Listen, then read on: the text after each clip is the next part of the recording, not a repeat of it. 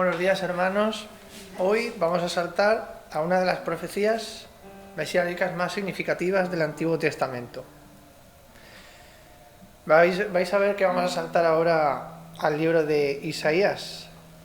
Y esto es porque estamos viendo las profecías del Mesías, más concretamente de su nacimiento.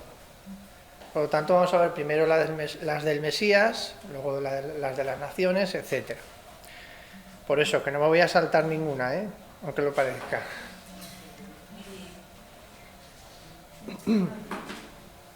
Pues la profecía está en el libro de Isaías, en el capítulo 7, versículo 14, que dice así. ¿Isaías 7 cuánto? 7:14. Dice así: por tanto, el Señor mismo os dará señal. He aquí que la Virgen concebirá y dará a luz un hijo, y llamará su nombre Emmanuel. Como he dicho antes, este versículo es una de las profecías mesiánicas más significativas del Antiguo Testamento. ¿Por qué? Porque anuncia precisamente el nacimiento sobrenatural del Mesías. Vamos a analizar esta profecía y vamos a ir primero al contexto histórico. Este es el libro de Isaías.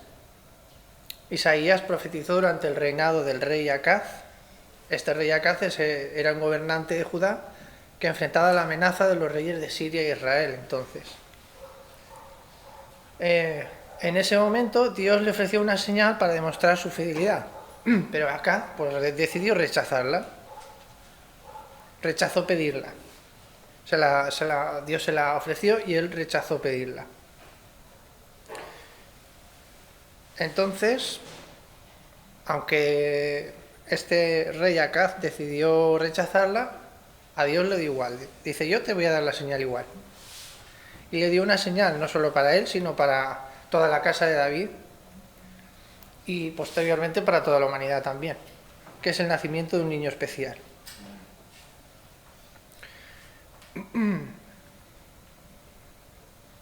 Como vemos que habla de que concebirá este niño la Virgen. Bien, la palabra hebrea utilizada aquí es almaj, que significa joven doncella. Hay algunos críticos que argumentan que no necesariamente significa virgen, pero en la cultura hebrea una joven soltera era entendida como una virgen. Cuando se tradujo al griego en la Septuaginta, esto es la primera traducción bíblica al griego, que fue al griego, estos traductores usaron la palabra partenos. Claramente significa virgen. Por lo tanto, esto confirma que los judíos, antes de Cristo, entendían esta profecía como el nacimiento milagroso del Mesías. Milagroso porque ella era virgen, o sea, es un nacimiento que no podía darse humanamente, ¿no? Luego, si nos vamos al Evangelio de Mateo, ahí veremos cómo se van confirmando estas cosas. Mateo, en el libro de Mateo, capítulo 1, versículos 22 y 23, el apóstol nos cita directamente, precisamente Isaías 7:14, y lo aplica al nacimiento de Jesús por medio de María, quien concibió por obra del Espíritu Santo. Dice así ese versículo: todo esto aconteció para que se cumpliese lo dicho por el Señor por medio del profeta, cuando dijo, refiriéndose a Isaías: he aquí, una virgen concebirá y dará a luz un hijo, y llamará su nombre Emmanuel, que traducido es Dios con nosotros. Mateo aquí confirma pues que esta profecía no solo tenía un significado inmediato para Acaz, como dije antes, sino que su cumplimiento definitivo se encontraba en Cristo, es decir, el Hijo de Dios nacido de una virgen.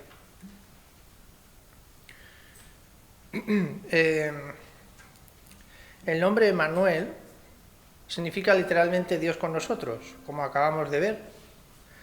Y no simplemente es un título simbólico, ¿no?, sino que es una revelación de la identidad de Cristo.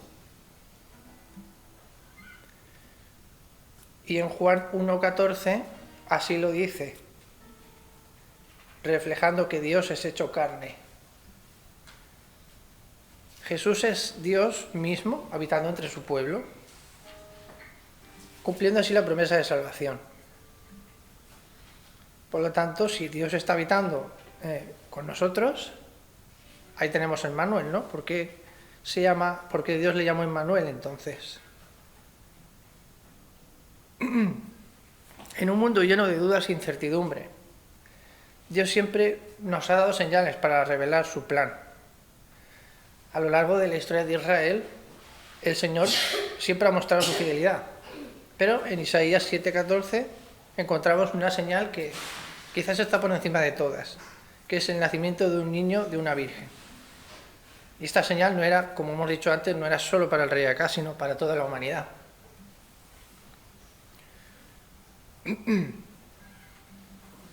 Este nacimiento de Jesús de esta forma es una de las doctrinas centrales del cristianismo, que nosotros sabemos. Y esto no es un mito ni una exageración, ¿no? Sino que es un acto divino, el cual prueba que Jesús no es un hombre común, no es un hombre como nosotros, sino que es el Hijo de Dios, por la forma de nacer. Nadie ha nacido de esa manera. Si Jesús hubiera nacido de manera natural, entonces habría heredado el pecado de Adán, como así dice en Romanos 5:12. Aclara que cada persona que nace del hombre hereda el pecado. Pero, ¿qué pasa? Como ha sido concebido por el Espíritu Santo, esto lo hace santo y sin pecado, lo cual lo hace apto para ser nuestro Salvador. Esto último lo podemos ver en Lucas, capítulo 1, versículo 35. Podemos ver, por ejemplo, cuando celebramos la Navidad como cristianos, no se trata solo de celebrar un nacimiento especial, ¿no?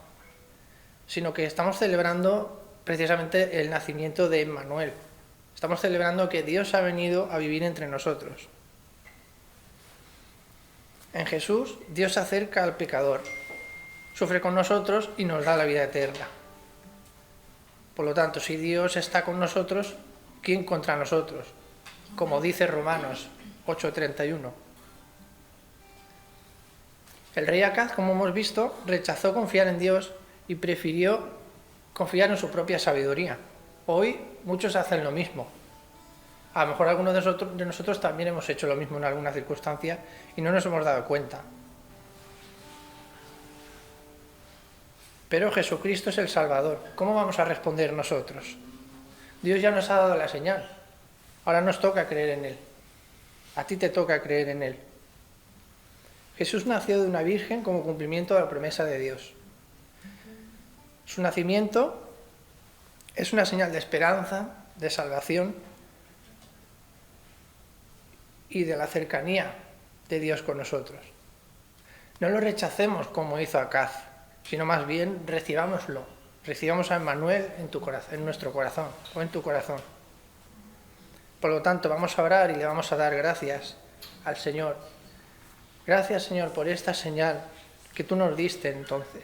El nacimiento de tu Hijo Jesucristo, nacido de una virgen. Gracias porque en Él hemos encontrado y encontramos salvación, esperanza y vida eterna. Hoy abrimos nuestro corazón para recibirlo y para reconocerlo así como nuestro Señor y nuestro Salvador. Ayúdanos, Señor, a confiar en su plan, ese plan perfecto que tiene para nosotros, y que podamos caminar en obediencia a su palabra, a tu palabra. En tu nombre, Señor, en nombre de Jesucristo. Amén. Vamos hoy a continuar con el libro de los Hechos, capítulo 25. De la semana pasada a hoy han pasado 7 días, pero en el libro de los Hechos han pasado 2 años, ¿vale? Al final, en la última parte, dice que allí estaba el gobernador de Israel, ¿cómo se llamaba? Como el gato. Félix. Se llama Félix. Y Félix, pues, llegado un momento, tuvo al apóstol Pablo, pues, allí, en una especie de arresto domiciliario, como bajo custodia. No estaba arrestado porque recordemos que el apóstol Pablo era ciudadano romano y pues tenía que, las acusaciones pues tenían que pasar por un proceso judicial legal según la ley de Roma. Entonces pues él lo tenía allí porque Félix, que era una persona, ¿cómo se dice? ambiciosa, era una persona ambiciosa, y también era una persona de moral un poquito así y tal, estaba esperando que lo sobornaran, que le pagara, que Pablo le pagara para dejarlo en libertad, pero Pablo pues mantiene su integridad, obviamente, y no juega su juego, pero se queda allí.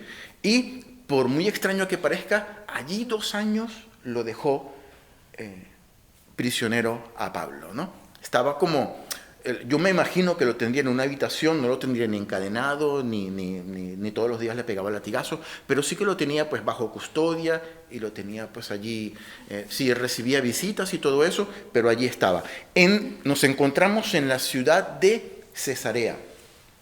Algo que no comentamos la semana pasada, los que han estado en todo el estudio saben que Cesarea no es Cesarea de Filipo. Cesarea de Filipo, donde el Señor dice, ¿quién dice vosotros que soy yo? Tú eres el Cristo, el Hijo de Dios viviente. Eso es otra ciudad. Ahora estamos en Cesarea, que está al borde de la costa de la región de Palestina. Cesarea era la capital política de Israel de cara al Imperio Romano. En Cesarea estaba el palacio de Herodes. En Cesarea pues estaba pues los tribunales máximos y estaba pues como la parte política y judicial de cara al Imperio Romano, ¿no? En la capital de Israel pues era Jerusalén, donde estaba el templo y la ciudad más importante, pero en Cesarea pues estaba el gobernador, en este caso Félix, y antes cuando estaba Pablo allí, Nerón, que era el emperador en ese tiempo del Imperio Romano, ¿se acuerdan de Nerón, no? El que quemó y todo eso. Bueno, ese Nerón llamó a capítulo a Félix, le llamó y le dijo, Félix, vente para acá, que aquí te tenemos una fiesta sorpresa, y lo que quería era destituirlo. Lo destituyó y ahora venía otro gobernador a la zona a Israel. El Imperio Romano manda un gobernador llamado Porcius Festus. En nuestras Biblias los tenemos como Festo, ¿no? Festo llega y dice, voy a ver con qué me encuentro aquí. Y se encuentra con un Israel sumido en el caos social. Este señor Félix, pues hizo una muy mala gestión. Y, hermanos, cuando los líderes de las naciones son corruptos y no son temerosos de Dios, eso se traduce en deterioro social, deterioro espiritual, deterioro a nivel de todos los individuos de las naciones, de la nación. Algo estaba pasando con Félix, había muchísimo levantamiento social de parte de los judíos, ¿se recuerdan que había una secta de los judíos que se llamaban los celotes? Los celotes eran los ETA de ese tiempo, ¿no?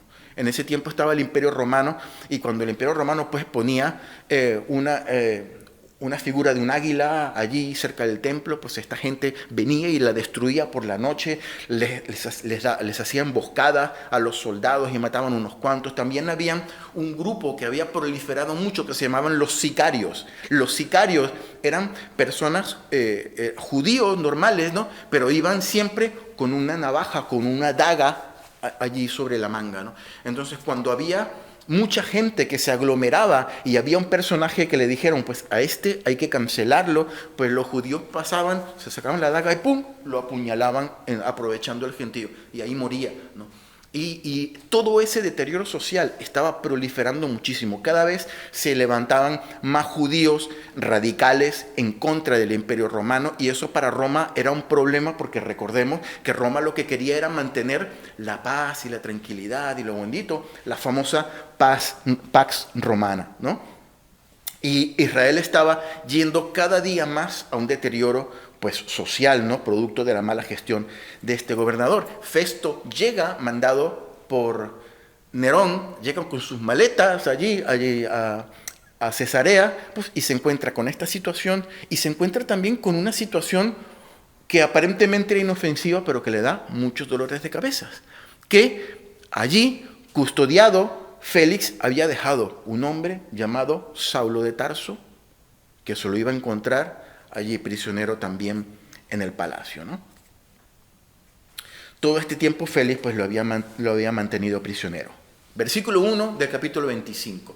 Llegado pues Festo a la provincia, llega a la provincia de Cesarea, subió de Cesarea, desde donde llega, deja la maleta, se quita la cosa, se acomoda su cama y su habitación, deja todo y se va ¿a dónde? A Jerusalén 3 días después de que llega, ¿no? El gobernador estaba recién llegado y a los 3 días se va a Jerusalén. Jerusalén, siendo una ciudad muy importante para los judíos, seguramente pues este hombre va a hacer alguna especie de diligencia diplomática o algo por el estilo que le tocaba hacer, ¿no? 2. Y los sacerdotes principales y los más influyentes de los judíos se presentaron ante él contra Pablo y le rogaron. ¿Qué ha pasado aquí? Han pasado 2 años y estos sinvergüenzas estaban todavía con el odio hacia Pablo a flor de piel. Apenas llegó el gobernador, nosotros sabemos que Pablo está en Cesarea, vamos a ir e interpelamos al nuevo gobernador. Y le rogaron, dice la palabra. Imagínate los judíos que solamente le rogaban a Dios, llegaron y le rogaron al gobernador, versículo 3, pidiendo contra él, es decir, contra Pablo, como gracia, es lo que le estaban pidiendo un favor, una gracia, algo que querían que les hiciera, que le hiciese traer a Jerusalén. ¿Qué le estaban diciendo? Por favor, tráenos a Pablo de Cesarea a Jerusalén, ¿no? Porque queremos hacerle una fiesta sorpresa de cumpleaños. No, preparando ellos una celada, una emboscada para matarle en el camino. Es lo que querían hacer. En cuanto Pablo viniera, iban a caerle a toda los soldados y todo donde trajeran a Pablo y los iban a matar a todos. Tenían preparado un grupo de gente para matar a Pablo. De ahí el odio que tenían los principales judíos hacia esta persona que estaba predicando el evangelio de Jesucristo. Versículo 4.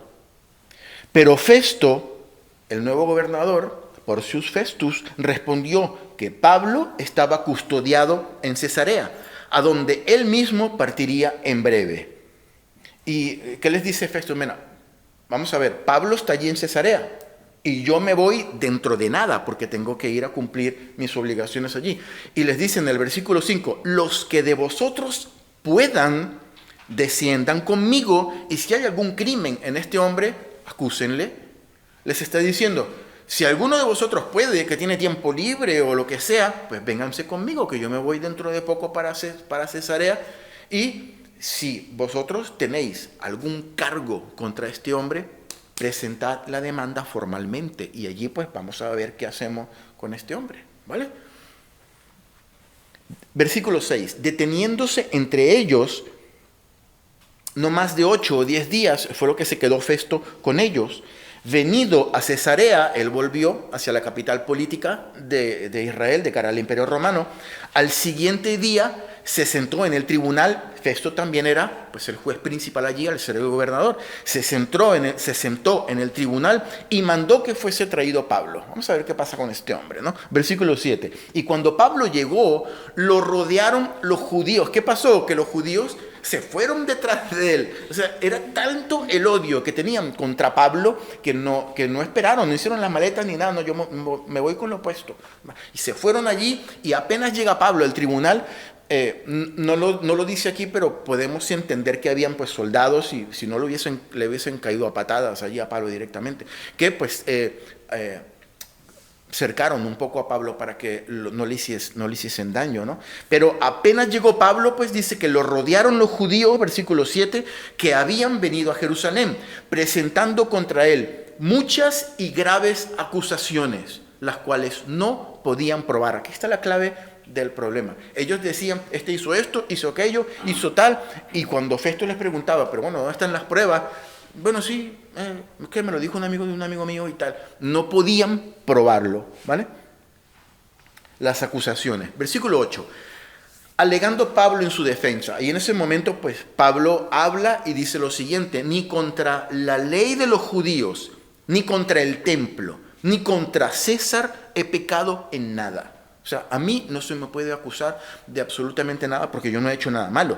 Pero Festo, aquí tenemos un problema. Festo, queriendo congraciarse con los judíos, respondiendo a Pablo, dijo, ¿quieres subir a Jerusalén y allá ser juzgado de estas cosas delante de mí? Bueno, el versículo 9 aquí es revelador. ¿Qué quiere Festo? Imagínense, pónganse en los zapatos de Festo. Festo acababa de llegar como gobernador. ¿Qué tenía que hacer él? Pues colgarse unas medallas delante del emperador, delante del imperio romano. Decir, pues aquí llego yo, van a ver la diferencia entre Félix y mi persona como gobernador, que yo sí puedo poner paz en esta nación, que yo sí puedo atender todos los casos de esta nación. Entonces, ¿cómo era la mejor manera para Festo de hacer esto? Pues congraciarse con los líderes religiosos judíos, porque él sabía que todo lo que dijera el sumo sacerdote y todos los líderes del Sanedrín y del consejo, la gente lo iba a hacer, ¿no? Si ellos les decían, pórtense bien, que Festo es amigo y tal, lo iban a hacer. Entonces Festo quería congraciarse con los judíos. Y como se había encontrado pues este caos social en Israel, la mejor manera era hacerlo de esa manera, ¿no? Y le dice a Pablo, Pablo, ¿qué quieres hacer tú? ¿Quieres ir a Jerusalén y que te juzguen allí para ver qué es lo que está pasando? Se lo quería quitar también un poquito de en medio a Pablo, ¿no?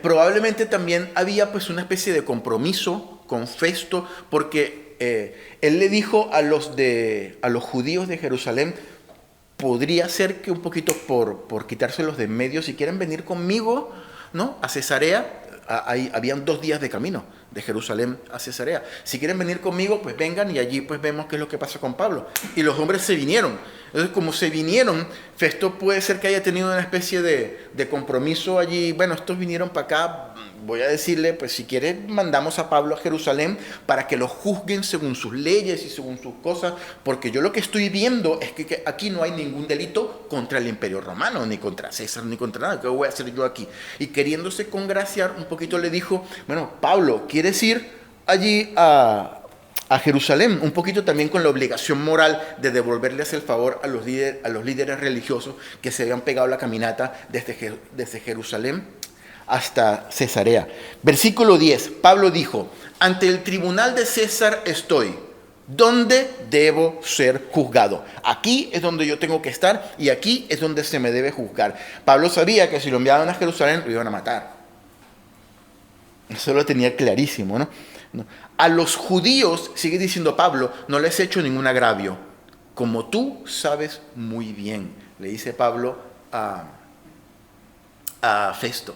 Pablo utiliza una de las frases de persuasión más antiguas del mundo, ¿no? Eso tú lo sabes muy bien. ¿Verdad que tú sabes que el coche Mercedes es el mejor coche que hay? Tú eres una persona muy inteligente y tú como eres una persona muy inteligente sabes que el Mercedes es el mejor coche que hay, ¿verdad? Yo te puedo vender un coche Mercedes que es el mejor. ¿Ves? El método de persuasión más antiguo que hay. Pablo le dice, tú sabes muy bien que yo no he hecho nada malo. Tú sabes muy bien que yo soy inocente, ¿no? Versículo 11, porque si algún agravio o cosa alguna digna de muerte he hecho, no rehúso morir. Pero si nada hay de las cosas de que estos me acusan, nadie puede entregarme a ellos. ¿Qué dijo Pablo? Vamos a ver, si yo soy culpable, que presenten las pruebas, ¿no? Y yo asumo, si las pruebas son correctas, asumo mi responsabilidad. Que me maten, está bien. Pero si yo no he hecho nada malo, presentan las pruebas y no pueden probar absolutamente nada, entonces nadie puede entregarme a ellos. Le está diciendo Festo, es ilegal que tú me entregues a los judíos, porque no hay ninguna prueba todavía en concreto, en firme. Y al final, Pablo dice la frase que le da la estocada final a todo el mundo, a judíos y a Festo. Le dice, a César apelo. ¿Qué significa esta frase? Pablo era judío, pero era ciudadano romano, tenía la ciudadanía romana.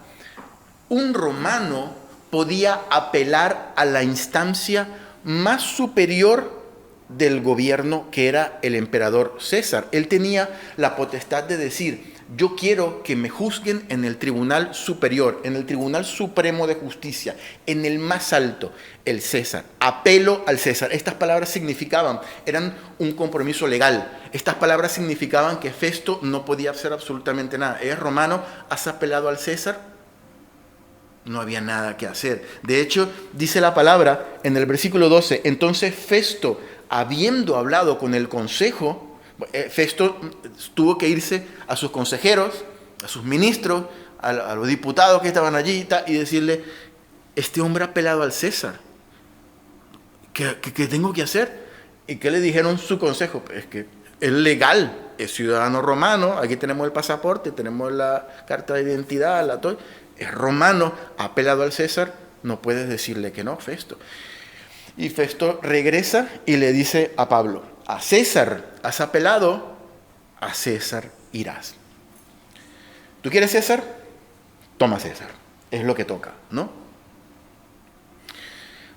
Pablo se da cuenta que casi todas sus opciones son negativas, ¿no? Si accede a ir a Jerusalén, en Jerusalén lo van a matar, ¿no? Le van a hacer una emboscada y lo van a matar.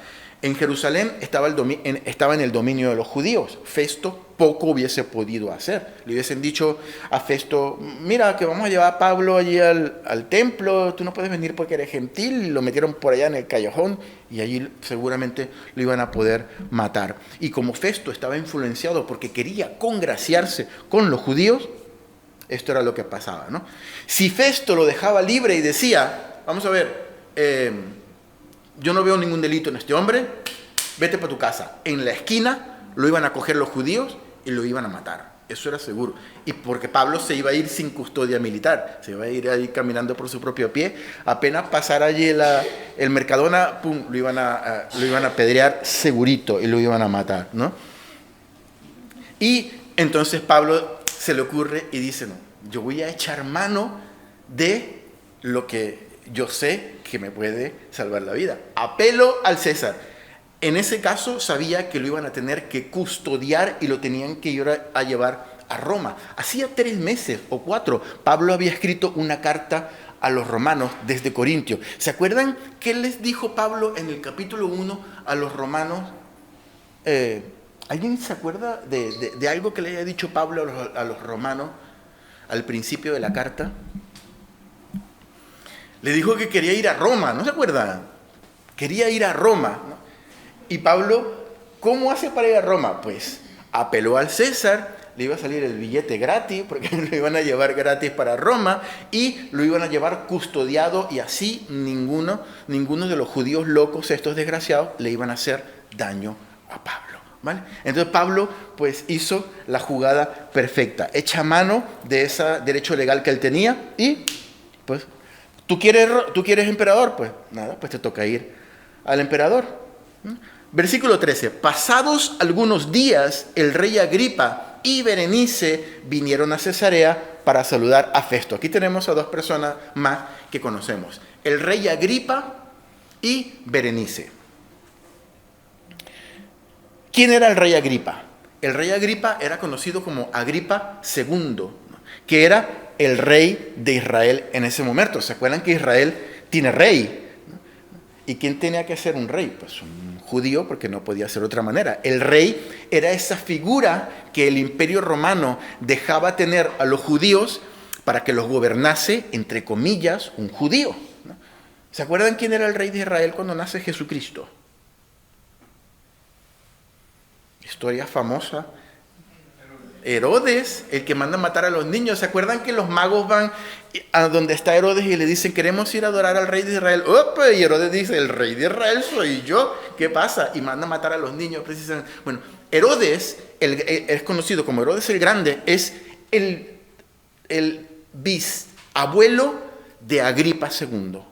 Era el bisabuelo. Agripa II era pues el bisnieto de Herodes el Grande. Después vino otro Herodes y después vino otro Agripa I, y Agripa es el rey en ese momento, ¿no? Agripa tenía 2 hermanas. Una era Berenice, que era la que la estaba acompañando, y otra era Drusila. ¿Se acuerdan de Drusila? ¿Quién era Drusila? La esposa de Félix, del anterior gobernador. Todo queda en familia, ¿no? Esto es como una telenovela, ¿no?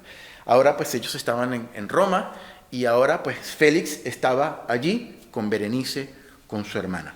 ¿Qué estaba haciendo Félix? Pues estaba haciendo una visita diplomática. Él era el rey de Israel, había acabado de llegar el gobernador nuevo, pues tenía que irlo a visitar y tenía que hacer pues el típico, pues el almuerzo y la comida y la cosa y tomarse las fotos para el Face y todo ese tipo de cosas que normalmente se suelen hacer, ¿no?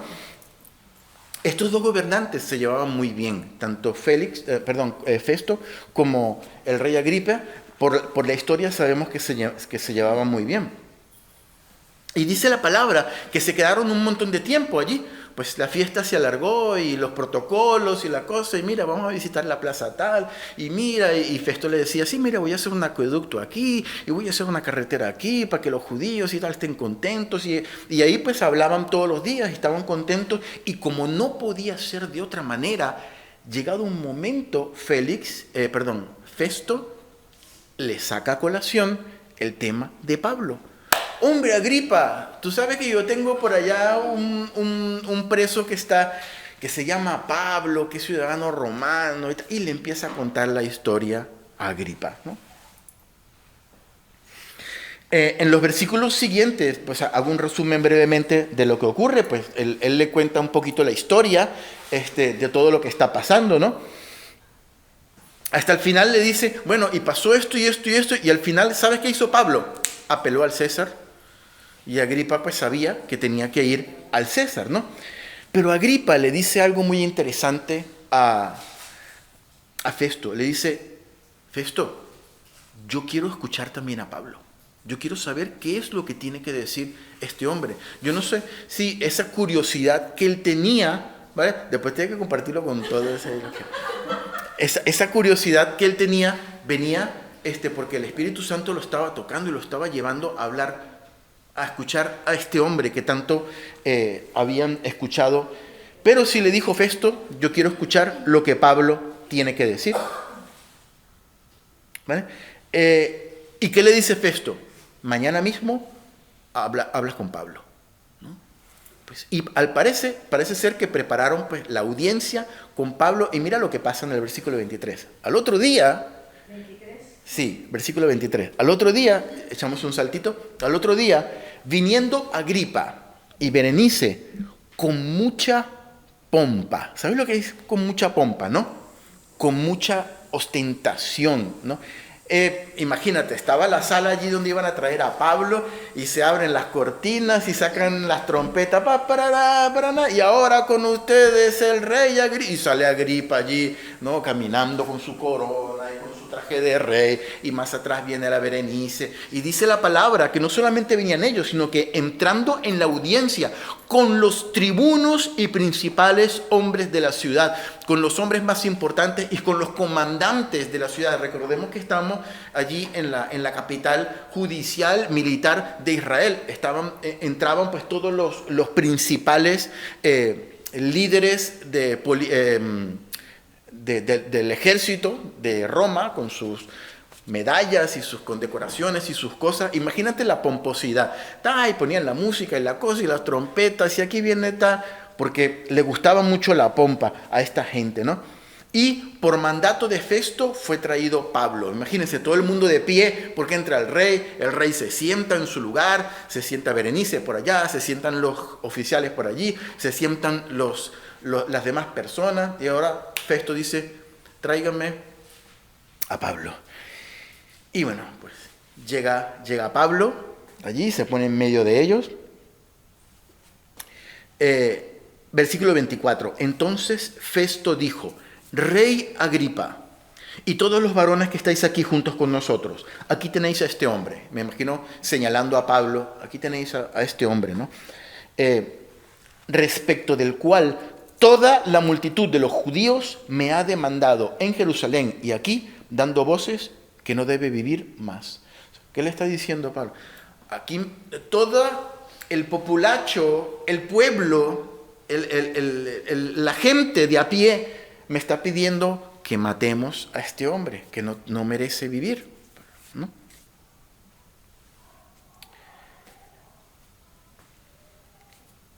Aquí entre nos, no lo vayáis a decir, pero había un rumor que corría, era como un secreto a voces, que entre Agripa y Berenice, pues, había una relación incestuosa. Entonces había ese contraste entre la pompa, entre las trompetas, entre la corona, entre el vestido, y realmente la gente sabía que estos dos estaban liados con algo muy terrible, que eran hermanos, era el incesto, ¿no? Entonces, pues allí había pues ese contraste, ¿no?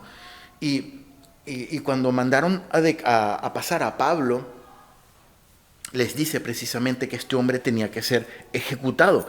Y mira lo que dice Festo. Festo, a diferencia de Félix, Félix era había sido en sus inicios un esclavo que se convirtió en un esclavo liberto, es decir, que el Imperio Romano le da la libertad. Y pues poco a poco fue escalando políticamente hasta llegar a ser gobernador de Israel. Ahora Festo era una persona completamente diferente. Félix era ambicioso, era un chorizo, era una persona que llevaba las cosas muy mal, pero Félix era una persona con mayor integridad. Festo, perdón, era una persona con más integridad, era muy educado, había estudiado en Roma, era otra cosa, ¿no?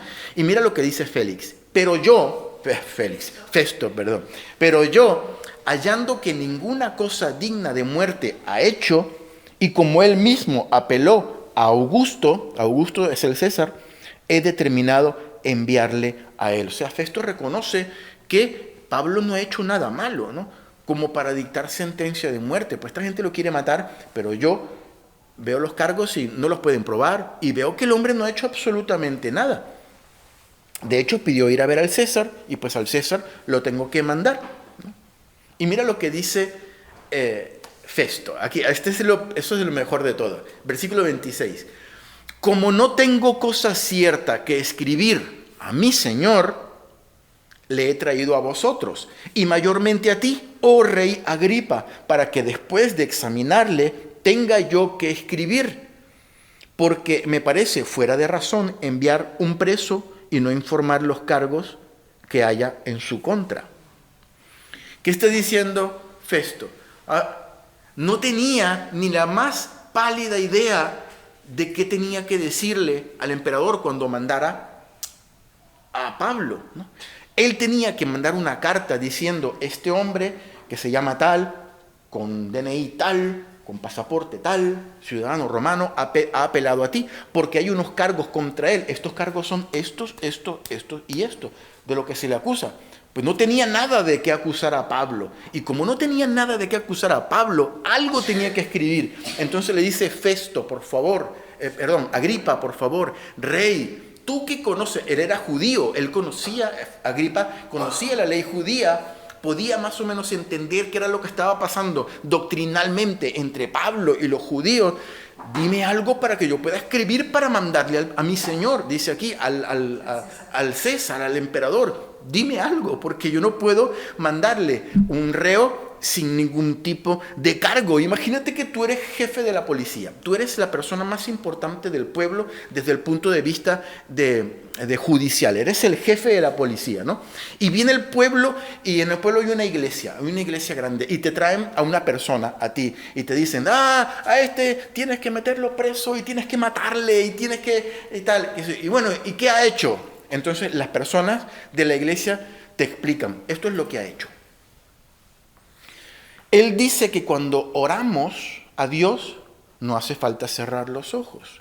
Nosotros decimos que hay que cerrar los ojos cuando oremos a Dios. Mátalo, tienes que matarlo porque es un hereje y tal. Imagínate tú como jefe de policía, dices: bueno, sí, pero si quieres cerrar los ojos, ¿qué más da que cierre los ojos o no? Entonces el preso dice: yo quiero ir, porque tenía su derecho, yo quiero ir al tribunal superior, al juez más importante de España. ¿Vale? Yo le tengo que enviar el dossier de este preso. ¿Qué le voy a poner yo? que estos quieren cerrar los ojos y los otros no quieren cerrar los ojos. Es una vergüenza. ¿Qué va a pasar? ¿Qué van a pensar de mí? ¿Qué van a pensar de Festo? Festo está recién llegado y no sabe manejar un asunto tan banal y tan trivial como un hombre con una diferencia doctrinal con los judíos. Festo estaba que se subía por las paredes, que no sabía qué decir, y va y le dice: Agripa, por favor, ayúdame, dime si hay algo que yo pueda poner en esta carta para que el emperador diga algo, ¿no?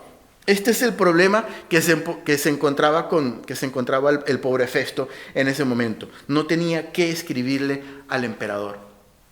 Y pues en el capítulo 26, Pablo va a comenzar a hacer su defensa, que lo veremos la próxima semana. Pero no quisiera, hermanos, que cerrásemos este capítulo sin hablar de algo que Dios puso en mi corazón, que me gustaría que hiciésemos una reflexión para concluir algo rápido, y es acerca de las acusaciones. En el versículo 5 de este capítulo, Festo dice: los que de vosotros puedan, le dice a los principales judíos, desciendan conmigo. Si hay algún crimen en este hombre, acúsenle. Todo lo que está pasando el apóstol Pablo son acusaciones. Acusaciones de este lado y las acusaciones del otro lado. Estaba experimentando física y espiritualmente lo que todos los creyentes, queridos hermanos, tenemos que soportar continuamente: la acusación. La acusación. Hermanos, vivir conforme al Evangelio y ser testigos de Dios significa que somos 100% elegibles, que somos objetivo VIP, somos objetivos primordiales, principales, para ser acusados por el acusador. Uno de los nombres de Satanás, del diablo, en la Escritura es precisamente el acusador. ¿Sabías que Satanás se le llama en las Escrituras al acusador, ¿no? Y una de las estrategias, de los ataques que Satanás dirige a los creyentes, probablemente el más recurrente, probablemente el más efectivo, es el de la acusación. Mira lo que dice Apocalipsis capítulo 12, versículo 10. Apocalipsis, último libro de la Biblia, Apocalipsis 12, 10. ¿Lo tenemos? ¿No? Apocalipsis 12, 10. ¿Ya? Entonces oí una gran voz en el cielo que decía: ahora ha venido la salvación, el poder y el reino de nuestro Dios, y la autoridad de su Cristo, de su ungido, porque ha sido lanzado fuera el acusador de nuestros hermanos, el que los acusaba delante de Dios. ¿Qué dice la última frase? Día y noche. Día y noche. Hermanos, el enemigo de nuestras almas en la Biblia es descrito como aquel que nos acusa de día y de noche. ¿Qué quiere decir eso? Constantemente. No para de acusarnos. Eso es el trabajo de Satanás hacia nosotros. En el gran tribunal que es nuestra vida cristiana, está el juez supremo, el Padre. Está Jesús como nuestro abogado defensor. Pero allí está el del ministerio público, el que presenta los cargos, el Satanás, diciendo: y este hizo esto, y este dijo aquello, y este, mira lo que hizo en el pasado, y mira lo que hizo ayer con el vecino, y mira lo que hizo el otro día con su madre, y mira cómo le habló a su hijo, y mira lo que hizo tal, y mira cuando tenía que haber hecho esto, mira cómo hizo aquello. Y ese es el trabajo de Satanás, constante, día y de noche. Si no te acusa él, te acusa un ser querido. Si no te acusa un vecino, si no te acusa la persona que más te importe a ti, si no te acusa Satanás, te acusas tú mismo. Si es verdad, te sientes culpable: yo hice esto, hice aquello. Ese es el trabajo de Satanás, acusarte. Las acusaciones vienen de todos lados. Pero el enemigo de nuestras almas es el motor de todas estas acusaciones. Hermanos, porque yo digo que es una de las cosas más efectivas y más constantes de Satanás, porque son ciertas. Porque cuando nosotros hemos hecho cosas que no agradan a Dios, tenemos que decir, y Satanás acusa, y nos viene a nuestra mente esa culpabilidad, esa acusación, y tú hiciste esto, tú te comportaste así. Es que es verdad, lo hice yo, metí la pata, es verdad. Y allí la acusación empieza a ganar terreno, empieza a ganarte a ti, y tú empiezas a creerle al abogado acusador que te está diciendo, eres tú. Imagínate que estás en un juicio y te dicen, tú hiciste esto y esto, y dices, verdad, soy culpable, y te levantan, llévenme ya preso. Porque es la verdad, porque lo hiciste. Pero en un juicio donde el juez es el Padre y donde Jesús es el abogado defensor, se levanta y dice, sí, es verdad, lo hizo, pero lo pagué yo. Pero el responsable soy yo. Pero el castigo me lo llevo yo, dice el Señor Jesucristo. Y eso es lo maravilloso que nosotros tenemos. Hermanos, sin importar la acusación, este es lo que Dios había puesto en mi corazón. No tenemos que hacer caso de las acusaciones que vienen a nuestra mente, porque el enemigo nos está acusando día y noche, constantemente. Hiciste esto, eres así, eres un desgraciado, eres un pecador, eres esto y eres aquello. Pero allí es donde se levanta nuestro abogado defensor y dice, sí, puede ser que sí, pero yo lo pago, lo asumo yo, la responsabilidad es mía. Y allí es donde Lucifer, allí es donde el acusador no puede decir más nada, porque esa acusación se desvía y la ataja y la golpea el Señor Jesucristo y dice, me cae a mí, no importa, yo lo pago.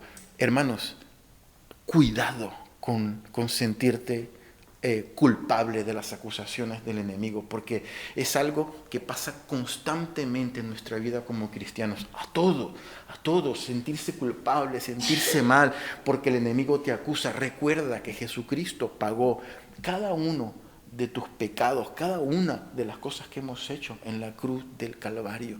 Y dice la palabra, y con esto quiero concluir, Romanos 8, del 33 al 35, capítulo 8 del libro de la carta del apóstol Pablo a los Romanos, versículos 33 al 35.